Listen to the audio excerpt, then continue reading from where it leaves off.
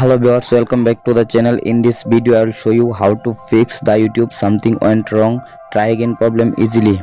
You can see this is the problem, how to fix it. Okay, let's get started. First, make sure your internet connection is working properly. You can switch between Wi-Fi and mobile data to test it. My internet already connected. Okay, done. And now long tap your YouTube app, tap on F info or I button and again tap on force stops. Okay, scroll down, then tap on storage, tap on clear cache.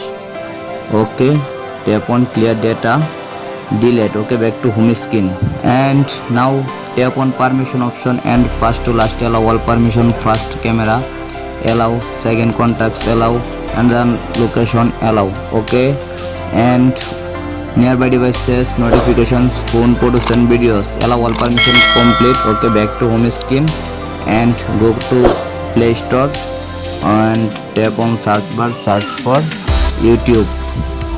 Now check update your YouTube app to the latest version. My YouTube app already updated to the latest version. Okay, back to home screen and now restart your phone, reopen it again your phone. Okay, back to home screen and open your YouTube app and easily your problem has been solved successful. Please subscribe my YouTube channel.